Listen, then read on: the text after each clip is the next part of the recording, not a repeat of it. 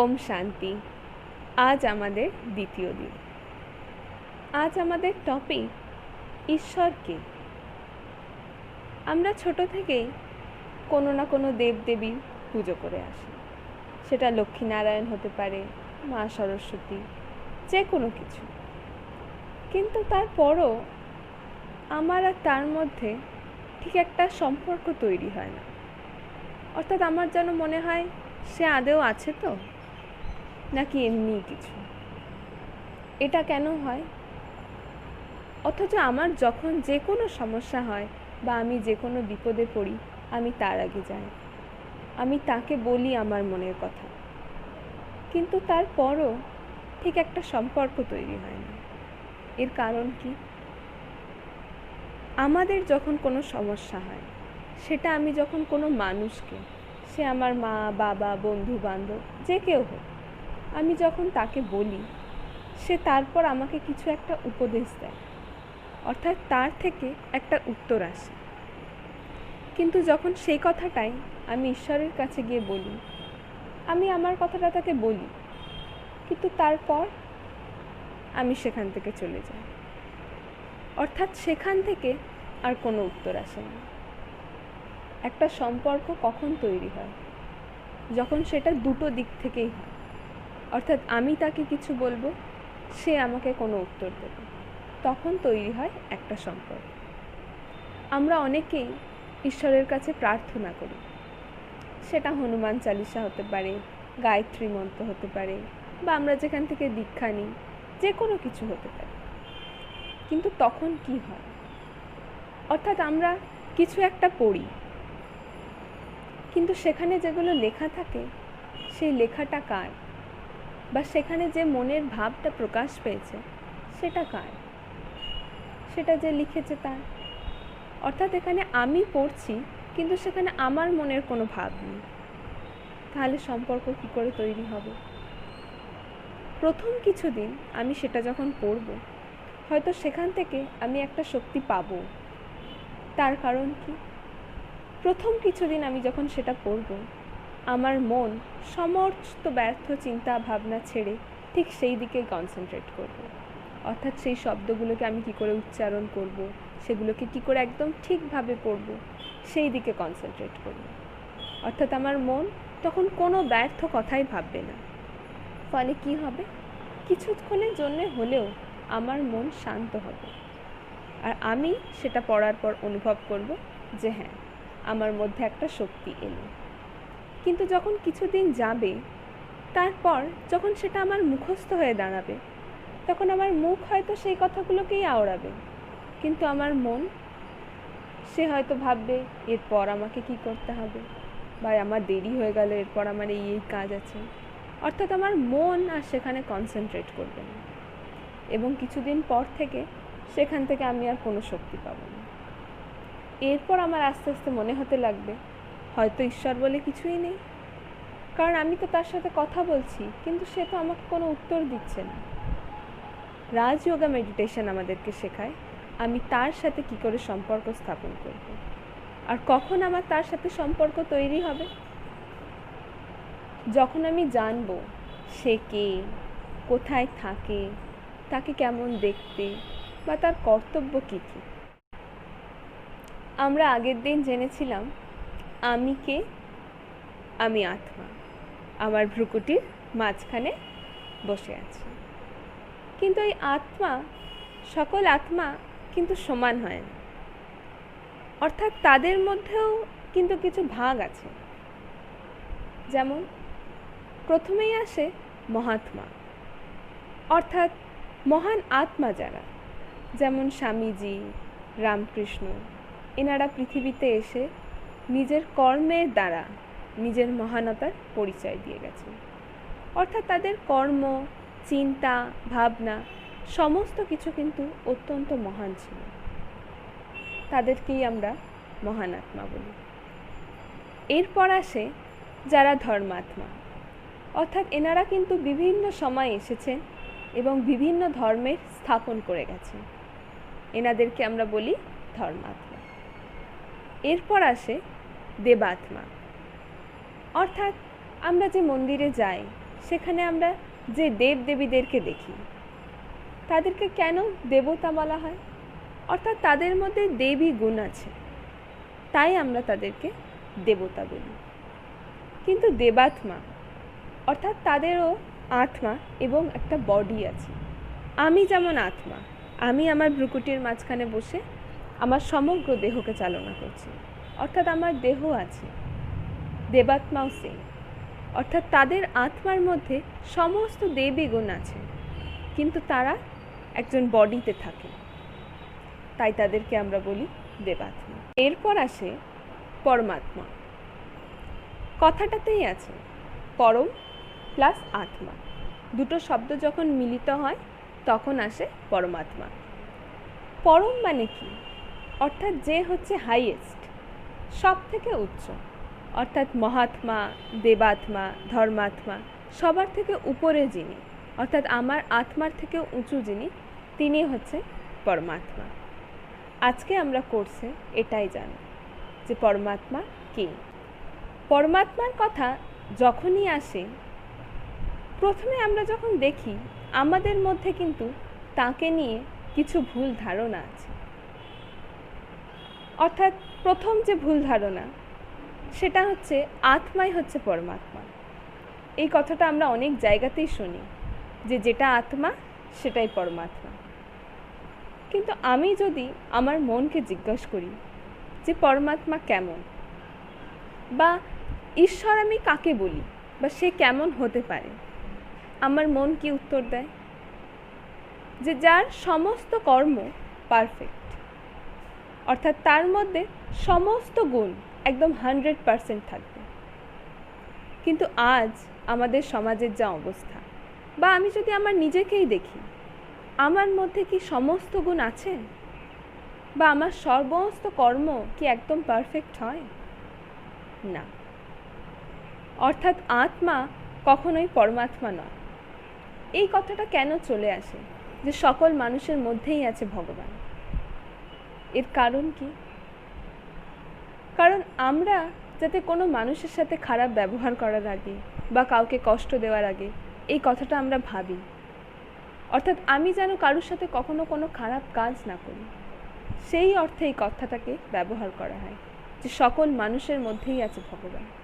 কিন্তু আত্মা কখনোই পরমাত্মা হতে পারে না, অর্থাৎ আত্মা আর পরমাত্মা দুটো কিন্তু আলাদা।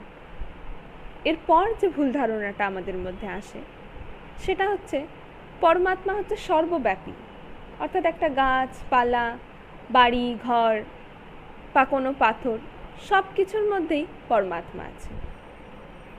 এটা আমাদের কেন মনে হয়? কারণ আমরা হয়তো কোনো গাছের সামনে বা হয়তো কোনো পাথরের সামনে বসে আমরা যদি নিষ্ঠা দিয়ে, অর্থাৎ একদম মন দিয়ে আমরা যদি পরমাত্মার থেকে কিছু চাই, আমরা কিন্তু সেটা পাই।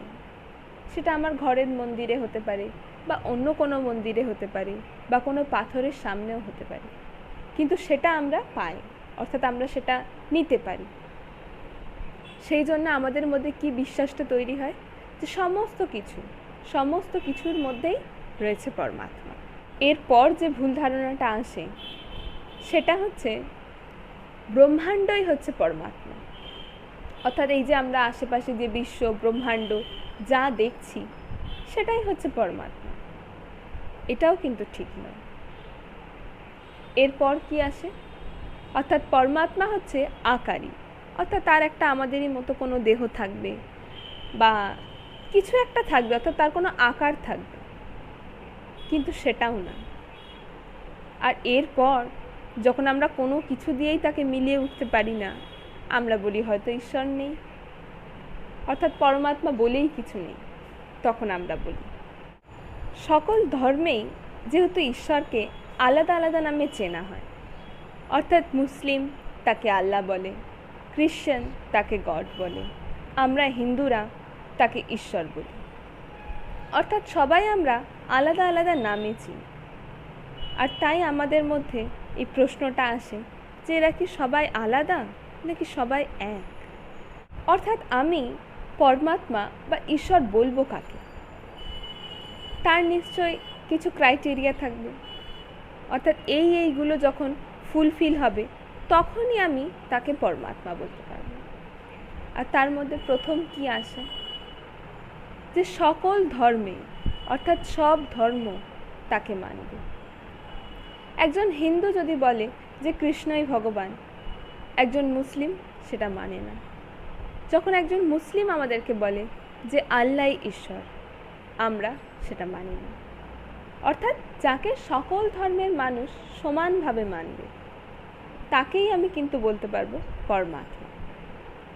অর্থাৎ তার ফার্স্ট ক্রাইটেরিয়াটা কি, যে সকল ধর্ম মান্য, অর্থাৎ সকল ধর্মে তাকে মানা হয়। যদি আমরা খ্রিশ্চান ধর্মে যাই, বাইবেলে কিন্তু লেখা রয়েছে god is one, god is a light. Christ এটাই আমাদেরকে বোঝাতে চেষ্টা করেছিল যে ঈশ্বর কিন্তু এক এবং সে শুধুমাত্র একটা পয়েন্ট অফ লাইট। এই জন্য আমরা যখন কোনো চার্চে যাই, তার সামনে দেখি অনেক মোমবাতি বিক্রি করে, আমরা সেটাকে নিয়েও যাই, তার সামনে জ্বালায়। কিন্তু এর ভেতর কিন্তু একটা কারণ রয়েছে। খ্রিশ্চানরা মোমবাতি জ্বেলে সেই শিখার দিকে কনসেন্ট্রেট করে ঈশ্বরকে মনে করে। অর্থাৎ তারা এটা জানে যে ঈশ্বর হচ্ছে একটা লাইট, একটা পয়েন্ট অফ লাইট। আমরা ভাবি হয়তো ভগবান বলতে ক্রাইস্টকে বোঝানো হয়, কিন্তু ক্রাইস্ট কিন্তু নিজে বলে গেছেন, আমি হচ্ছি ভগবানের সন্তান, আমি তার মেসেঞ্জার, অর্থাৎ তার কথা আমি অন্যকে পৌঁছাই, আমি কখনোই ভগবান নই। এছাড়া সাই বাবা বলে গেছেন সবকা মালিক এক হ্যাঁ, অর্থাৎ সকলের ভগবান একজন। গুরু নানকও বলে গেছেন তার এক নাম সতনাম, অর্থাৎ তিনি যে গায়ন করেছেন সেখানে কিন্তু তিনি পরমাত্মাকে বুঝিয়েছেন যে তিনি হচ্ছেন এক এবং তিনি হচ্ছেন একটা জ্যোতিবিন্দু। এছাড়া মুসলিম ধর্ম, সেখানে কি বলা হয়, খুদা নূর হে। নূর কথাটার মানে অর্থাৎ লাইট। অর্থাৎ মুসলিম ধর্মেও বোঝানো হয়েছে আল্লাহ ঈশ্বর তিনি হচ্ছেন একটা পয়েন্ট অফ লাইট। তাদের সবথেকে পবিত্র স্থান মক্কাতে, ওখানে একটা ডায়মন্ড শেপের জিনিস তৈরি করা আছে। তারা তো কেউ মূর্তি পূজা করেন না, মুসলিম ধর্মে কোনো মূর্তি পূজা হয় না। অর্থাৎ তারা ভগবান বলতে যাকে বোঝে সে হচ্ছে শুধুমাত্র একটা পয়েন্ট অফ লাইট। এছাড়া আমরা জাপানিজে যদি দেখি, তারা একটা লাল লাইটকে তাদের সামনে জ্বালিয়ে সেখানে কনসেন্ট্রেট করার চেষ্টা করে। অর্থাৎ তারাও জানে ঈশ্বর হচ্ছে একটা পয়েন্ট অফ লাইট। এরপর আসে আমাদের হিন্দু ধর্ম, যেটা হচ্ছে সব থেকে কনফিউজিং। এর কারণ কি, আমরা 33 কোটি দেবী দেবতাকে মানি, আর এরপর আমরা নিজেরাই বুঝতে পারি না যে এরা কি সবাই ভগবান, নাকি স্পেসিফিক কিছু কিছু জন ভগবান, বা আমি কার কাছে যাব আমরা আর বুঝতে পারি না। কিন্তু আমরা যদি হিন্দু ধর্মে দেখি, যে আমরা কি জানি ঈশ্বর শুধুমাত্র একটা পয়েন্ট অফ লাইট, বা আমরা কি ঈশ্বরের এই জ্যোতিবিন্দু রূপটার পুজো করি। আমরা একটা জিনিস যদি খেয়াল করি, আমাদের গোটা ভারতে আমরা যদি গুগল করে দেখি, সব থেকে বেশি যদি কোনো মন্দির হয় সেটা হচ্ছে শিবের মন্দির, এবং সেখানে কোথাও পাথর ফর্মে থাকে, কোথাও শিবলিঙ্গ হিসাবে থাকে। এরপর আমি যদি শিবলিঙ্গকে খেয়াল করি, আমরা দেখব তার গায়ে 3টে তিলক কাটা থাকে এবং তার ঠিক মাঝখানে সেই পয়েন্ট অফ লাইটটা দেখানো থাকে। অর্থাৎ ঈশ্বর যে জ্যোতিবিন্দু, শিবলিঙ্গ, লিঙ্গ অর্থাৎ বেসটা, লিঙ্গ অর্থাৎ প্রতীক। কার প্রতীক? শিবের প্রতীক। অর্থাৎ শিব কথাটার মানে হচ্ছে পয়েন্ট, নিরাকার। অর্থাৎ আমরাও হিন্দু ধর্মে জানি যে ঈশ্বর হচ্ছে কি একটা পয়েন্ট অফ লাইট। অর্থাৎ আমরা যে শিবলিঙ্গ দেখি, কিন্তু আমাদের মধ্যে এই ক্ল্যারিটিটা ছিল না এতদিন যে সে হচ্ছে একটা পয়েন্ট অফ লাইট। অর্থাৎ আমরা হিন্দু ধর্মে সেই পয়েন্ট অফ লাইটটারও একটা মূর্তি বানিয়ে দিয়েছি। এবং আমরা তাকে মূর্তি হিসাবে পুজো করি। কিন্তু আমরা যদি দেখি কোনো পাথরকেও শিব হিসাবে পুজো করছে, আমরা দেখি তার গায়ে 3টে তিলক এবং একটা জ্যোতির্বিন্দু সাইন থাকে। অর্থাৎ হিন্দু ধর্মেও আমরা সেটা মেনেছি যে ঈশ্বর হচ্ছে একটা পয়েন্ট অফ লাইট। শিব এই কথাটাতেই আসে নিরাকারী। এই যে আমরা 12 জ্যোতির্লিঙ্গ বা 108 শিব মন্দির, আমরা যেখানেই যাই আমরা কি দেখি? অর্থাৎ মন্দির অনেকগুলো থাকে, কিন্তু আমরা যখন সেখানে ঢুকি, প্রবেশ করি, আমরা দেখি একটাই ছবি থাকে, সেটা হচ্ছে শিবলিঙ্গ। অর্থাৎ মূর্তি একটাই, কিন্তু তার বিভিন্ন নাম, প্রত্যেকটা মন্দিরের আলাদা আলাদা নাম। কিন্তু আমরা যখন সেখানে প্রবেশ করি দেখি একটাই জিনিস রয়েছে, সেটা হচ্ছে শিবলিঙ্গ, এবং তার গায়ে 3টে তিলকের দাগ এবং মিডিলে হচ্ছে গিয়ে একটা পয়েন্ট অফ লাইট। কিন্তু এই শিব মন্দিরের এত রকম নাম কেন? অর্থাৎ কোথাও নাম সোমনাথ, কোথাও নাম অমরনাথ, তো কোথাও নাম বিশ্বনাথ, আবার নেপালে আছে পশুপতিনাথ। অর্থাৎ এই এত রকম নাম কেন? কিন্তু সেখানে মূর্তি তো একটাই, শিবের। এর কারণ এই যত শিবের মন্দিরের নাম আসে সেগুলো তার নয় কোনো কর্তব্যমূলক দিক থেকে বা কোনো গুণবাচক দিক থেকে। অর্থাৎ যেমন সোমনাথ মন্দির, এইটার মানে কি? সোম কথাটা আসে সোমরস থেকে। অর্থাৎ আমাদের মধ্যে যে এই নেগেটিভিটি বা আমাদের মধ্যে যে বিষ আছে, উনি সেটা আমাদেরকে সোমরাস পান করিয়ে আমাদের সেই দিকগুলোকে আবার সুন্দর করে তোলে। বা এই যে নাম আসে অমরনাথ, এটা কোথা থেকে আসে? অর্থাৎ যিনি আমাদেরকে অমর পদ দেন তিনি হচ্ছে অমরনাথ। বা বিশ্বনাথ, অর্থাৎ নামের মধ্যেই আছে যিনি হচ্ছেন সমগ্র বিশ্বের নাথ, তিনি হচ্ছেন শিব, বিশ্বনাথ। এছাড়া আসে পশুপতিনাথ, অর্থাৎ যিনি সমগ্র পশু পাখিদেরও নাথ, তিনি হচ্ছেন শিব, তাই তাকে বলা হয় পশুপতিনাথ। এছাড়া আরও যে নাম রয়েছে পাপকাটেশ্বর, সর্বেশ্বর। আমরা যদি লক্ষ্য করে দেখি, শিবের কিন্তু প্রত্যেকটা মন্দিরের নামের শেষে ঈশ্বর শব্দটা থাকে। পাতালেশ্বর, সর্বেশ্বর। অর্থাৎ এছাড়া কিন্তু কোনো দেবদেবীর যদি আমরা মন্দিরের নাম দেখি, কোথাও কিন্তু এই ঈশ্বর কথাটা থাকে না। কেবলমাত্র শিব মন্দিরে এবং তাদের সেই নামের পিছনে ঈশ্বর কথাটা থাকে। অর্থাৎ আমরা জানি যে ঈশ্বর কে। ঈশ্বর হচ্ছে শিব, যাকে আমরা পরমাত্মা বলি। আর তার ফর্ম কি? শুধুমাত্র একটা পয়েন্ট অফ লাইট। এরপর আসে যে সবাই তাহলে ঈশ্বরকে কেন আলাদা আলাদাভাবে চিহ্নিত করেছে? অর্থাৎ কেউ এই নামে তো অন্য কেউ আরেক নামে, এটা কেন? এর জন্য একটা ছোট্ট কথা বললে হয়তো জিনিসটা ক্লিয়ার হবে। যেমন একটা হাতি, হয়তো আমি 3 জন অন্ধ মানুষকে নিয়ে এলাম যারা হয়তো হাতি আগে কখনো দেখেইনি, এবং আমি তাদেরকে বললাম যে আচ্ছা হাতি কেমন বলো তো। তারা যেহেতু অন্ধ, তারা কি করবে? সেখানে যাবে, জিনিসটাকে স্পর্শ করে দেখবে, যা তারা অনুভব করবে সেটাই বলবে।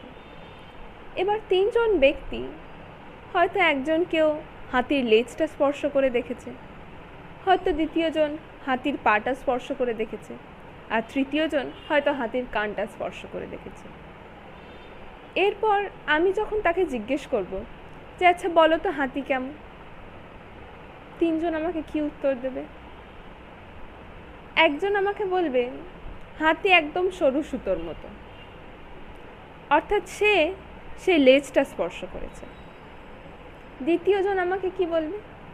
যে হাতি হচ্ছে একদম গম্বুজের মতো, অর্থাৎ সে তার পাটাকে স্পর্শ করেছে। আর তৃতীয় জন কি বলবে? হাতি হচ্ছে কুলোর মতো, অর্থাৎ সে তার কানটাকে স্পর্শ করেছে। আমি যদি বলি যে না তোমরা ভুল, সে কিন্তু মানবে না। এর কারণ কি? সে যেটা বলছে সেটা সে অনুভব করেছে। অর্থাৎ ঈশ্বরও তাই, সে এক এবং অভিন্ন, কিন্তু প্রত্যেকটা মানুষ তাকে যেভাবে এক্সপিরিয়েন্স করেছে, সে যেটা বুঝতে পেরেছে সেটাই সে বাকিদের মধ্যে প্রচার করেছে। এবং সেই জন্যেই আমার মনে হয় যে এর হয়তো আলাদা আলাদা ফর্ম আছে, অর্থাৎ যিনি আল্লাহ তিনি হয়তো ঈশ্বর নন, কিন্তু আসলে সমস্তটা হচ্ছে একই। আর সেটা হচ্ছে একটা পয়েন্ট অফ লাইট। অর্থাৎ পরমাত্মা হচ্ছে শুধুমাত্র একটা পয়েন্ট অফ লাইট, তার কোনো দেহ নেই। এনার আর এক নাম হচ্ছে পরম পিতা। আমরা কিন্তু বলেও থাকি তুমি হো হামারা মাত পিতা, অর্থাৎ আমরা তাকে মা বাবা হিসাবে সম্বোধন করি। এর কারণ আমাদের দুটো পিতা হয়। একজন হচ্ছে যার ফ্যামিলিতে আমরা জন্মগ্রহণ করছি, অর্থাৎ যে আমার দেহধারী পিতা, যার দেহ আছে, সে আমার পিতা। দ্বিতীয় কে আসে? সে হচ্ছে আমার পরম পিতা, অর্থাৎ আমি আত্মা। তাহলে আমার পিতা কেমন হবে? সেও আমারই মতো হবে, তাকেও আমারই মতো দেখতে হবে। অর্থাৎ আমি যদি একটা লাইট হই, সেও শুধুমাত্র একটা লাইট। অর্থাৎ আমাদের দুজন পিতা রয়েছে। একজন হচ্ছে দেহধারী পিতা, অর্থাৎ যেখানে আমরা জন্মগ্রহণ করি, যার সাথে আমরা বেড়ে উঠি, তিনি আমাদের পিতা। দ্বিতীয় হচ্ছে পরম পিতা, অর্থাৎ আমার আত্মার যিনি পিতা। অর্থাৎ আমি একটা পয়েন্ট অফ লাইট আর তিনিও একটা পয়েন্ট অফ লাইট। এখানেই কিন্তু এই কথাটা আসে বসুদেবা কুটুম্বকম, অর্থাৎ আমরা সমগ্র পৃথিবী এক ঈশ্বরের সন্তান। আমরা সবাই সেই এক ঈশ্বরকে মানি, আর ঈশ্বরকে সেই পয়েন্ট অফ লাইটটা। তাহলে প্রথম ক্রাইটেরিয়া কি হলো আমাদের? যে যাকে সকল ধর্মের মানুষ মানে। দ্বিতীয় ক্রাইটেরিয়া কি আসে? যে সর্বোপরি হবে, অর্থাৎ সবার থেকে উপরে যিনি হবে। আমরা কি জানি? পরমাত্মাকে একটা পয়েন্ট অফ লাইট, অর্থাৎ তার কোনো শরীর নেই, অর্থাৎ তিনি জন্ম আর মৃত্যু এই সাইকেলে আসবেন না, অর্থাৎ তার কোনো আদি নেই, কোনো অন্ত নেই। আমি যদি জন্ম মৃত্যুতে না আসি, আমার কোনো কর্মও নেই, আমার কোনো কর্মফলও নেই, অর্থাৎ তিনি কর্ম ও কর্মফল এই চক্র থেকেও আলাদা। এরপর কি আসে? পাপ পুণ্য, অর্থাৎ তিনি পাপ আর পুণ্য এই সাইকেলেও আসেন না। এর কারণ কি? কারণ আমি যদি কোনো কর্ম না করি, সেখানে পাপ পুণ্যও আসবে না। অর্থাৎ তিনি সব কিছু থেকে পারে, অর্থাৎ সমস্ত কিছু থেকে তিনি আলাদা। এরপর আসে ত্রিকালদর্শী, অর্থাৎ তিন লোকের জ্ঞান তার মধ্যে থাকবে। আমরা তিন কাল বলতে কি বোঝাই, বা তিনটে লোক বলতে আমরা কি বোঝাই? স্বর্গ, এই পৃথিবী লোক এবং পাতাল লোক। আমরা বলেও থাকি কোনো মানুষ যখন ভালো কর্ম করে, আমরা তাকে বলি তার মৃত্যুর পর সে স্বর্গে যাবে, এবং কেউ যেন কখন কোনো খারাপ কাজ করে, আমরা বলি সে নরকে অর্থাৎ পাতাল লোকে যাবে। কিন্তু সেটা যদি হতো, আমরা দেখছি আমাদের দিন দিন জনসংখ্যা বাড়ছে, অর্থাৎ আত্মা পৃথিবী লোক থেকে কোথাও যাচ্ছে না, স্বর্গেও যাচ্ছে না, পাতাল লোকেও যাচ্ছে না। অর্থাৎ এই কথাটা ভুল। অর্থাৎ যার কাছে এই তিনটে লোকের জ্ঞান থাকবে, অর্থাৎ যে ত্রিকালদর্শী হবে, আমরা তাকেই পরমাত্মা বলতে পারি। অর্থাৎ যে আমাদের সৃষ্টির আদি মধ্য অন্ত সমস্ত জ্ঞান তার জানা। এরপর আসে যিনি সর্বোচ্চ হবেন। অর্থাৎ কি? অর্থাৎ আমরা দেখি রামেশ্বরে রাম শিবের পুজো করছেন। এটার অর্থ কি? অর্থাৎ দেবতাদেরও যিনি দেবতা, অর্থাৎ একজন দেবতা যার পুজো করে তিনি হচ্ছেন পরমাত্মা। এছাড়া আমরা দেখি শঙ্করের সামনেও, শঙ্কর এবং শিবের মধ্যে কিন্তু তফাৎ রয়েছে, যেটা আমরা পরের দিন জানব। আমরা দেখি শঙ্করের মূর্তির আগে শিবের মূর্তি বসানো থাকে। এর কারণ কি? অর্থাৎ দেবী দেবতাও যার পুজো করেন তিনি হচ্ছেন পরমাত্মা। অর্থাৎ সবার উপরে যিনি। এরপর আসে সর্বগুণ সম্পন্ন, অর্থাৎ তার মধ্যে প্রত্যেকটা গুণ 100% থাকবে। আমার আত্মার যা গুণ, আমার পরমাত্মারও মধ্যে তাই তাই গুণ রয়েছে, অর্থাৎ সুখ, প্রেম, শান্তি, জ্ঞান, পবিত্রতা, সমস্ত গুণ তার মধ্যে আছে। কিন্তু আমার আত্মার মধ্যে সেটা হয়তো কিছু পার্সেন্ট আছে, কারুর মধ্যে 20%, কারুর মধ্যে 30%, কিন্তু যিনি পরমাত্মা তার মধ্যে সেটা 100% রয়েছে। অর্থাৎ আমি পরমাত্মা তাকেই বলতে পারবো যার মধ্যে এই সমস্ত গুণগুলো আছে। অর্থাৎ আজকের ক্লাসে আমরা কি জানলাম? অর্থাৎ পরমাত্মা বা ঈশ্বরকে, তিনি হচ্ছেন শিব। শিব কথাটার অর্থ কি? নিরাকার, অর্থাৎ তার কোনো আকার নেই, তার কোনো দেহ নেই, সে শুধুমাত্র একটা পয়েন্ট অফ লাইট। তাকে আমরা কি বলি? পরম পিতা। অর্থাৎ আমার আত্মার যিনি পিতা, আমি আত্মা একটা পয়েন্ট অফ লাইট, আমার পিতা আমার মতোই হবে, একটা পয়েন্ট অফ লাইট। অর্থাৎ আজকে আমরা দেখলাম যে ঈশ্বরকে কেমন দেখতে।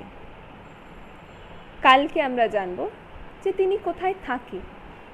আমার আত্মার যেমন, আমরা যেমন এখানে পৃথিবী লোকে থাকছি, পরমাত্মাও নিশ্চয়ই কোথায় থাকে সেটা আমরা জানব, এবং তার কি কর্ম, অর্থাৎ তার কর্তব্য কি কি, সেগুলো আমরা জানব। ওম শান্তি।